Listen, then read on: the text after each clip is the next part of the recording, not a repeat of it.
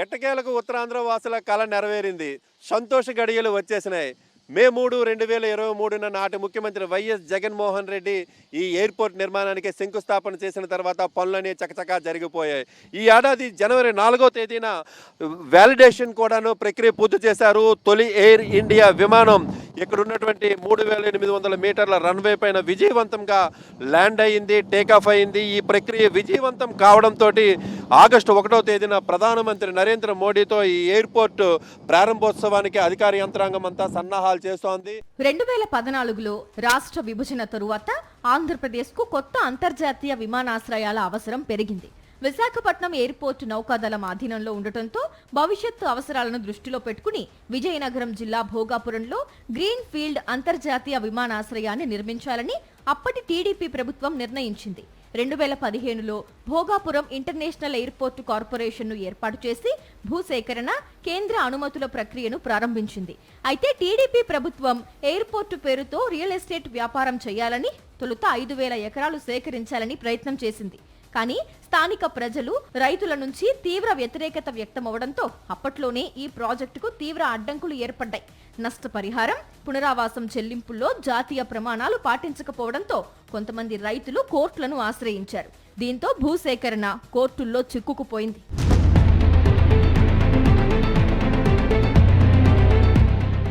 మరోవైపు కేంద్ర అనుమతులు, టెండర్ల ప్రక్రియలో సమస్యలు ఎదురయ్యాయి. 2016, 2017లో కేంద్ర ప్రభుత్వం నుంచి కొన్ని పర్యావరణ అనుమతులు మాత్రమే లభించాయి. అయితే మొదటి టెండర్ ప్రక్రియలో ఎయిర్పోర్ట్స్ అథారిటీ ఆఫ్ ఇండియా అత్యల్ప బిడ్డర్గా నిలిచిన చంద్రబాబు ప్రభుత్వం ప్రైవేటు మోజుతో ప్రాజెక్టు పరిధిని విస్తరించాలని నిర్ణయించడంతో ఆ టెండర్ను రద్దు చేసింది. తర్వాత 2018లో అంతర్జాతీయ ప్రమాణాలతో మళ్లీ టెండర్లను ఆహ్వానించింది. ప్రభుత్వానికి ప్రతి ప్రయాణికుడి నుంచి ఎంత చెల్లిస్తారన్నదే ఎంపికకు ప్రమాణంగా నిలిచింది. అత్యధికంగా ₹303 కోట్ చేసిన జిఎంఆర్ సంస్థ టెండర్ దక్కించుకుంది. అయితే ఈ డబ్బులు ఎయిర్పోర్ట్ నిర్వహణలోకి వచ్చిన ఎప్పటి నుంచి చెల్లించాలి అన్నది నిర్ణయం ఖరారు కాలేదు. ఒకవైపు రైతులు కోర్టులను ఆశ్రయించడం, మరోవైపు బిడ్ వేసిన సంస్థలు నిర్ణయం తెలపకపోయినా ఎన్నికల నేపథ్యంలో ఫిబ్రవరి 14, 2019న దిబ్బలపాలెం వద్ద చంద్రబాబు ఎయిర్పోర్టుకు శంకుస్థాపన చేసి మమ అనిపించారు. ఇప్పుడు ఈ దిబ్బలపాలెం వద్ద ఎయిర్పోర్టు నిర్మాణం జరగలేదు. 2019 ఫిబ్రవరి 14న ఏదైతే ఎన్నికల ముందో చంద్రబాబు నాయుడు ఆదరాబాదరాగా ఇక్కడ దిబ్బలపాలెం దగ్గర శిలాఫలకాన్ని ఆవిష్కరించారు. ఆ శిలాఫలకాన్ని ఇక్కడ మనం చూడవచ్చు. ఆయన వేసినటువంటి శిలాఫలకం, ఈ శిలాఫలకం ఇప్పుడు నిర్మాణం జరిగినటువంటి ఎయిర్పోర్ట్కి ఏమాత్రం కూడా సంబంధం లేదు. ఎందుకంటే అప్పటికే ఇక్కడ ఉన్నటువంటి భూసేకరణ ఎక్కడ జరుగుతుంది, ఎన్ని ఎకరాలు జరుగుతుంది, రైతులు ఎవరు, పరిహారం ఏంటి అన్నటువంటి ఒక స్పష్టత లేకుండా, కేంద్ర ప్రభుత్వం నుంచి అనుమతులు రాకుండా, టెండర్స్ ఖరారు కాకుండానే అప్పట్లో చంద్రబాబు నాయుడు వేసినటువంటి శిలాఫలకం ఇది. ఈ శిలాఫలకం ప్రకారం అయితే మాత్రం ఈ రోజున ఎయిర్పోర్ట్ నిర్మాణం అయితే పూర్తిగా జరగలేదు అని మనం చెప్పుకోవచ్చు. ఆ తర్వాత వచ్చినటువంటి వైఎస్ జగన్మోహన్ రెడ్డి ప్రభుత్వం దీన్ని అంతటినీ కూడా ఖరారు చేసింది, నష్టపరిహారాన్ని రైతులకు ఇచ్చింది, కోర్టు వివాదాలన్నింటినీ కూడా పరిష్కరించింది. మరోవైపు ఇక్కడ జిఎంఆర్ సంస్థకి ఇవ్వాల్సినటువంటి భూములన్నీ కూడా ఇచ్చి అక్కడ ఉన్నటువంటి ఏదైతే రైతాంగం ఉన్నారో ఖాళీ చేసిన గ్రామాలు వీళ్ళందరికీ కూడాను పూర్తిగా పునరావాస కాలనీలు మౌలిక సదుపాయాలతో కల్పించిన తర్వాత అక్కడికి పంపించడం జరిగింది. ఇవంతా అయిన తర్వాత జిఎంఆర్ అనేటువంటి సంస్థ ఈ బిడ్డింగ్లో పార్టిసిపేట్ చేసి బిడ్డింగ్ను దక్కించుకుంది. ఆ తర్వాత ఇది GMR Visakhapatnam international airport corporation లిమిటెడ్గా పేరు మార్చి ఇక్కడ పనులు ప్రారంభమైనటువంటి పరిస్థితి. ఆ పనులు చకచకా పూర్తయిన తర్వాత 2024లో వైఎస్ఆర్ కాంగ్రెస్ పార్టీ ప్రభుత్వం పోయిన తర్వాత టీడీపీ ప్రభుత్వం వచ్చింది. దీనికి మౌలిక సదుపాయాల కల్పనలో టీడీపీ ప్రభుత్వం నిర్లక్ష్యం వహించింది అనేటువంటి ఆరోపణలు అయితే మనకు కనిపిస్తున్నాయి. ఆ తర్వాత వైఎస్ జగన్ ప్రభుత్వం వచ్చాక ఎయిర్పోర్టు నిర్మాణానికి అడ్డంకిగా ఉన్న ప్రతిబంధకాలు అన్నీ తొలగించే ప్రయత్నాలు వేగవంతమయ్యాయి.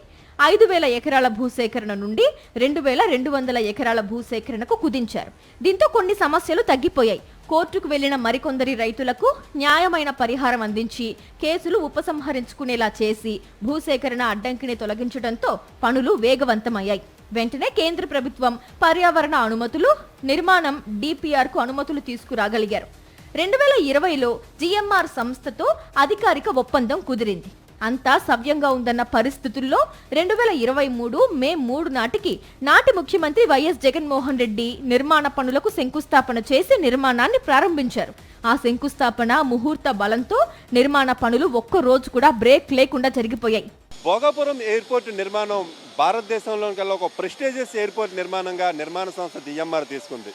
2203 ఎకరాల్లో నిర్మాణం అవుతున్నటువంటి ఈ ప్రాజెక్టు పైన 4600 కోట్ల రూపాయలని GMR సంస్థ పెట్టుబడి పెట్టింది. అయితే దీని తాలూకు ఇంటీరియర్ విషయంలో కానీ లేకపోతే దీని తాలూకు ఎక్స్టీరియర్ విషయంలో కానీ చాలా జాగ్రత్తలు తీసుకొని ఈ నిర్మాణ పనులన్నీ కూడా చేపట్టింది. ఎందుకంటే ఇక్కడ ఉన్నటువంటి బే ఆఫ్ బెంగాల్ బంగాళాఖాతం సముద్రం ఒడ్డున నిర్మాణం అవుతున్నటువంటి ఇదంతా కూడాను ఇక్కడ ప్రయాణిస్తున్నటువంటి విమాన ప్రయాణికులకి ఒక రకమైనటువంటి ప్రత్యేకమైనటువంటి ఫీలింగ్ కలగాలని రన్వే 3800 మీటర్ల మేరకు ఉన్నటువంటి రన్వేలో ల్యాండింగ్ అయినా కూడా టేకాఫ్ అయినా కూడా సముద్రం మీద కాసేపు విమానం ఒక చక్కెర కొట్టి కిందకి దిగడం కానీ ఎగరడం కానీ జరిగితే ఆ అనుభూతి నెక్స్ట్ లెవెల్లో ఉంటుంది. కాబట్టి ఇదంతా కూడా గ్రీన్ ఫీల్డ్ ఎయిర్పోర్ట్ కాబట్టి దీనికి ఒక రకమైనటువంటి విధానాన్ని పాటించారు. ఒక ట్రెడిషన్ని ఒక థీమ్ని పాటించినటువంటి పరిస్థితి. ఆంధ్రప్రదేశ్లో పేరెన్నిక కలనటువంటి అన్ని రకాల కళాఖండాలను ఈ ఇంటీరియర్లో ముఖ్యంగా పొందుపరిచినటువంటి పరిస్థితి అయితే కనిపిస్తుంది. 2026 జనవరి 4న ఎయిర్పోర్ట్ రన్వేపై ఎయిర్ ఇండియా విమానంతో వాలిడేషన్ ఫ్లైట్ ట్రయల్ రన్ పూర్తి చేశారు. ఇది విజయవంతం కావడంతో మిగతా సాంకేతిక పరమైన అనుమతులు కూడా వచ్చేశాయి.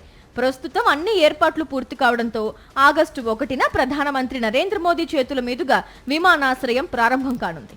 ఏటా 60 లక్షల మంది ప్రయాణికులను నిర్వహించే సామర్థ్యంతో ప్రారంభమవుతున్న భోగాపురం అంతర్జాతీయ విమానాశ్రయం అల్లూరి సీతారామరాజు ఇంటర్నేషనల్ ఎయిర్పోర్ట్ గా నామకరణం చేశారు. దీనిని భవిష్యత్తులో మరింత విస్తరించేలా ప్రణాళికలు సిద్ధమయ్యాయి. ఉత్తరాంధ్రకు అంతర్జాతీయ అనుసంధానం, పారిశ్రామిక పెట్టుబడులు, కార్గో సేవలు, పర్యాటక రంగానికి కొత్త ఊపునివ్వనున్న ఈ ప్రాజెక్ట్ దాదాపు 12 ఏళ్ల ప్రణాళిక, 3 ప్రభుత్వాల పాలనలో సాగిన పరిపాలనా ప్రక్రియ, వేల కోట్ల పెట్టుబడుల ఫలితంగా ఇప్పుడు ప్రజలకు అందుబాటులోకి రానుంది.